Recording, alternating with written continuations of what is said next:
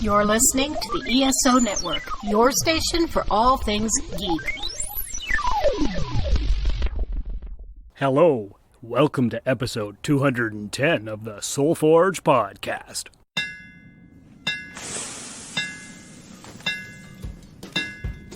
Welcome to the Soulforge, a place of silent mystery, quiet contemplation, and outright mayhem.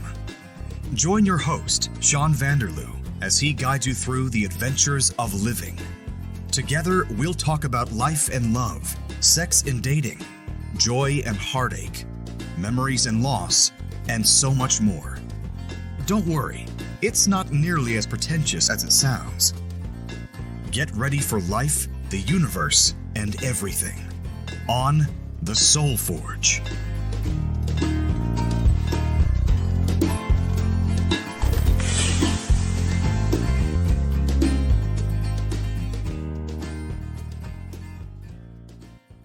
Hey gang, welcome back to the show. It's Sean, as always, and have I got a treat for you? Probably not.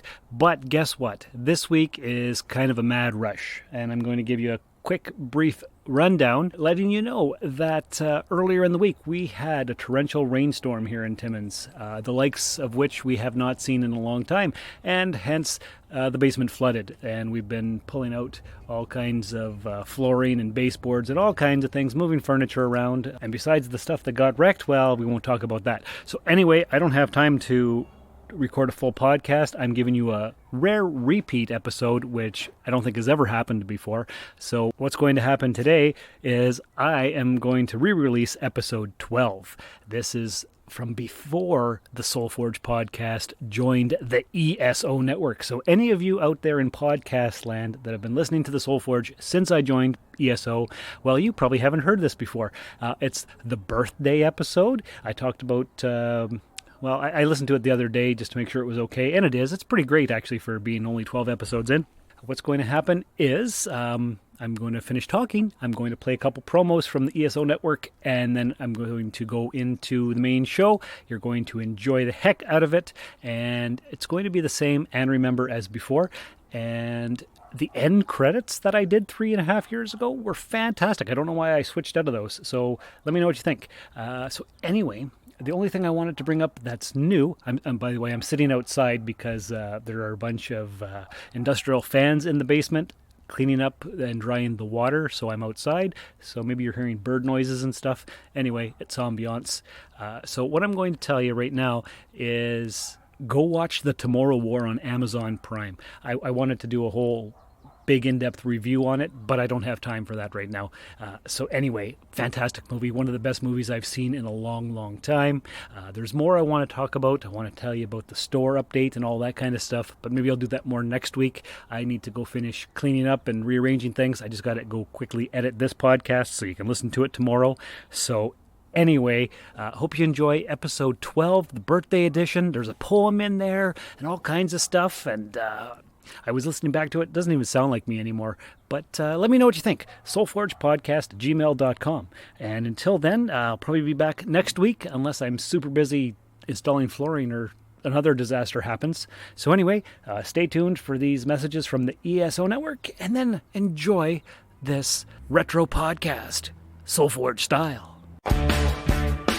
Here at the Cosmic Pizza Podcast, we make every show from the finest ingredients. Juicy interviews, fiery film nights, delicious Desert Island DVDs. And pack it all into a slice of life in every episode. Order up our specials now from your delivery guys. Sean from Canada. Dan from Kent in the UK. And Paul from near Liverpool in the UK.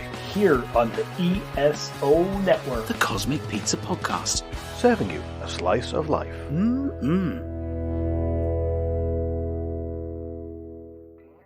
Welcome to Dr. Geek's Laboratory. Hello everyone, Dr. Geek here with a shout out to all the scientists who worked tirelessly to bring a COVID-19 vaccine into reality. Let's face it, creating something of this magnitude is a miracle worthy of Dr. McCoy himself. And now, Dr. Geek needs you to do your part. Remember, each shot is one small step back to normal, one giant leap to putting the pandemic behind us. We can do this. For more information, visit vaccines.gov to find your nearest provider. Hey everybody, welcome to episode 12 of the Soul Forge podcast. Once again, I'm your host Sean, and today we're going to talk about birthdays. Why are we going to talk about birthdays? Well, I just had mine the other day, and I turned the big 4-1. One more year until I get 42. The answer to everything. That's Hitchhiker's Guide to the Galaxy reference, in case you didn't know. But what about birthdays specifically, and why are we going to talk about them? Well, the last episode was all about loss, and it was a pretty heavy episode, and I wanted to turn it around and talk about something fun. Birthdays are fun. Let's talk about those. Yay! Birthdays have always had a lot of significance to my own life because they're like markers, anniversaries, that kind of thing. I've always been good at remembering specific instances when things happened. Not necessarily the details about things. Like people will say, hey, remember when we did this or did that and the other thing? And I don't. But if you ask me about a date, I can definitely tell you something about that. So let me think about some significant birthday dates that I have had. I remember when I had turned 25. That was the quarter life or quarter century mark. And I was feeling... well, like I needed to progress somewhere in my life and needed some really good progress. So what did I do? I was working at Mike's Mart. Back then, minimum wage was $6.85, and I was going to be 25, and I couldn't be making minimum wage at that age. That was just unacceptable. So I said to my boss at the time, I said, what was her name? Christina. I said, Christina, listen, in a couple weeks, I'm going to be 25 years old, and I can't be making $6.85 anymore. I can't make the minimum wage. That's unacceptable to me. I said, I don't even care if you just give me a penny raise. It doesn't matter what you do. Just something so that I'm not making minimum wage. And lo and behold, she did. She gave me a raise up to $7, even though I'd only been there since I think May or something. So May to September. I hadn't even been there 6 months, but I was a good worker, and she gave me a 15-cent raise, and I wasn't making minimum wage anymore, and I was happy. Now, listeners to the podcast, longtime listeners, may have heard that back in the day I used to write poetry, and I actually was looking through it the other day, and I came across a poem that I wrote the day before my 25th birthday, contemplating the nature of existence and working a minimum wage and whatnot. So I'm going to go ahead and read this poem to you. It was written September 2nd, 2001, and I called it How Convenient. It seems I stand here every day, thinking the same thoughts I thought the day before. The only thing I know for sure is that something has to change. It is one day before my 25th birthday. What have I accomplished with all that time? I'm at work at a convenience store. I make minimum wage. Something definitely has to change. I can feel the stirrings of change. I hope it's not just hope. The situation has gone beyond hoping. The only thing to do is make the alterations I need myself. I know change is only a state of mind. As I stare out of these store windows, I can see that is where my future is. Until that not too distant future. Hi! Will there be anything else today? I guess I must have handled a lot of change because I used that word way too much in that poem. But anyway, just something interesting I came across. And yeah, I was very contemplative at that time. Then what other significant birthdays do I have? Well, of course, when I turned 16 and went for my driver's license and so on. I remember I practiced driving all the time, and I was like, oh, can't wait to get my license so I don't have to drive anymore. That's an actual thought that I had.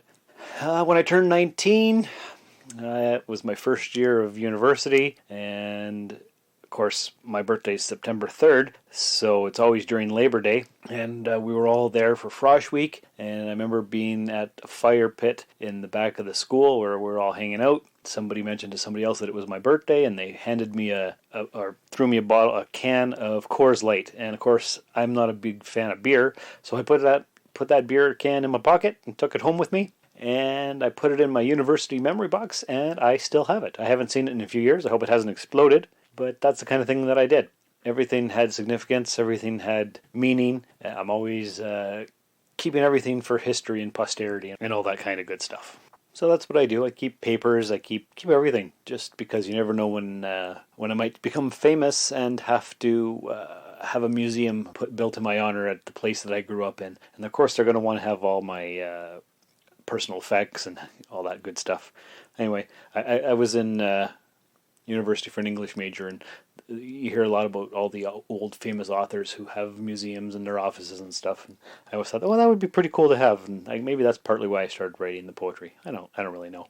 Other birthdays that I had, when I turned 30, I was dreading that for about 6 months before it, and I couldn't stand where I was working. I was working at a call center, and I'd been there since the fall of 2001. So summer of 2006, just before my 30th birthday, was horrendous. You can ask Trish. I was insufferable.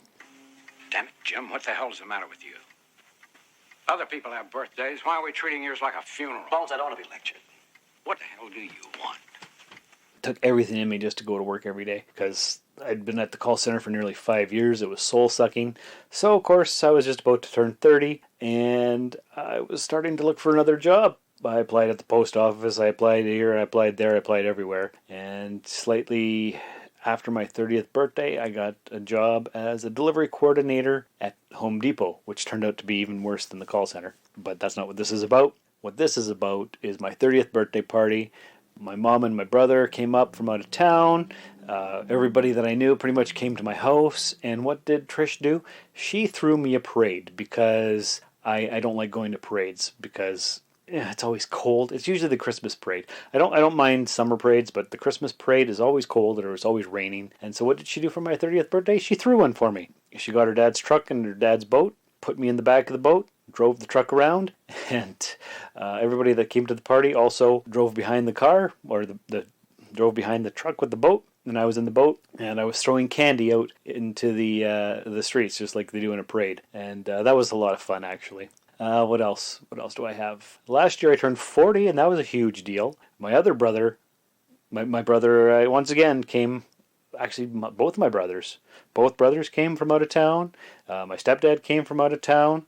It was a lot of fun, actually. All kinds of people were there, had a great big barbecue, got all kinds of gifts, got really spoiled, actually. It was super fantastic. And 40, surprisingly, was not a big deal. 30 was horrendous. 25 was atrocious. 40, I was okay. And 41 that just passed a few days ago, not bad either. So it got me thinking, why do we even celebrate birthdays in the first place? Like, what's the significance? It's just an arbitrary date that we happen to be born. We went around the sun, another one revolution. What's the big deal? Well, I found an article, and it says that although research on the exact origin of birthdays and birthday cakes remain inconclusive, there's enough of a consensus to piece together an approximate history. So they start off saying that Egyptians started the party. When pharaohs were crowned in ancient Egypt, they were considered to have transformed into gods, so they had a celebration for that. And scholars pointed to the Bible's reference of a pharaoh's birthday as the earliest known mention of a birthday celebration around 3000 BCE. But it wouldn't have been a birth. It would have been the birth as a god. And then we go on to the Greeks, who added candles to cakes. They offered moon-shaped cakes to Artemis, a form of tribute to the lunar goddess. To recreate the radiance of the moon and her perceived beauty, Greeks lit candles and put them on cakes for a glowing effect. And the Greeks most likely took the idea of a birthday celebration from the Egyptians. And then we've got the Romans, who were the first to celebrate birthdays for the common man, but not women, just men. The prevailing opinion seems to be that the Romans were the first civilization to celebrate birthdays for non-religious figures. Romans would celebrate birthdays for friends and families, while the government created public holidays to observe the birthdays of more famous citizens.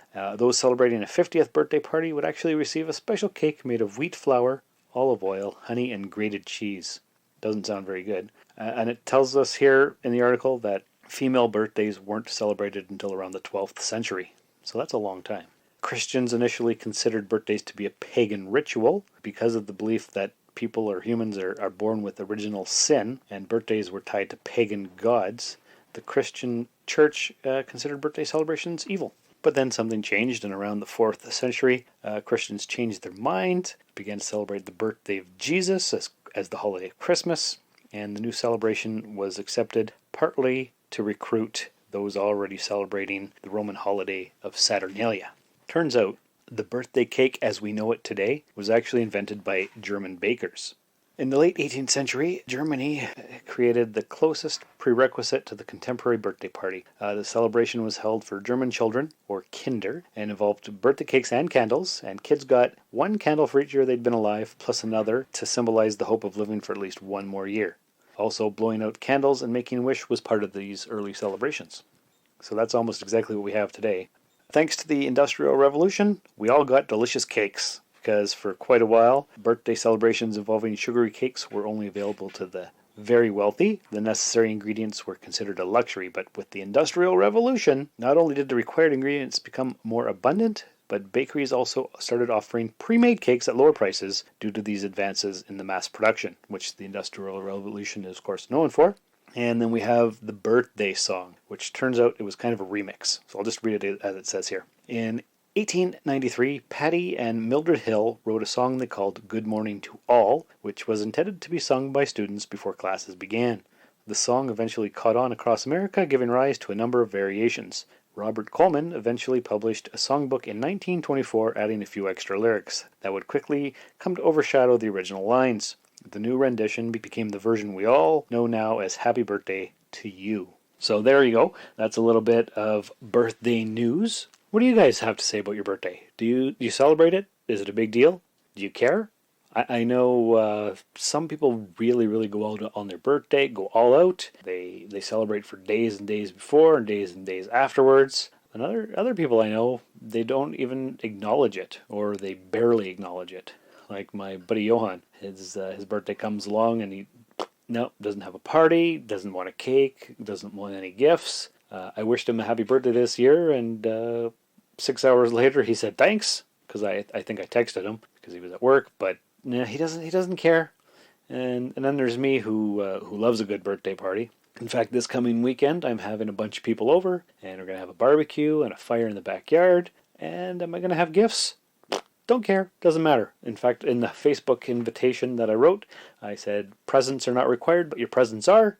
Or your presence is. Anyway, come. I don't need stuff. I just want you to come. So I'm going to see how many people come, and we'll have drinks, and we'll have food, and hot dogs, hamburgers, and a nice fire. It's not supposed to rain, so it's even better. That's what I like on my birthday, or for my birthday celebration. Just friends and family, and hang out, and talk, and drink, and just be, That's what's important. Oh, by the way, thank you for this. I know of your fondness for antiques. It was the best of times. It was the worst of times. Message, Spock? None that I'm conscious of. Except, of course, happy birthday. Surely the best of times. So what do you folks do? Do you care? Do you celebrate? Do you have any special or interesting or embarrassing birthday stories that you'd like to relate? I'd like to hear them. You can email me, soulforgepodcast@gmail.com. You can send in a written email. You can send an MP3 recording that I can play on the show. I just want to hear from you. I don't care how. Maybe tweet me at SoulForgePod. That would be awesome. Or if you haven't, join the Facebook group. That would also be terrific. Facebook.com/SoulForgePodcast. I just want to hear from you. And that's about it. That's all I've got to say about birthdays. Just a quick little discussion, I guess. Just to tell you that, hey, it was my birthday. I've been thinking about birthdays. I'm doing okay. Everything's fine.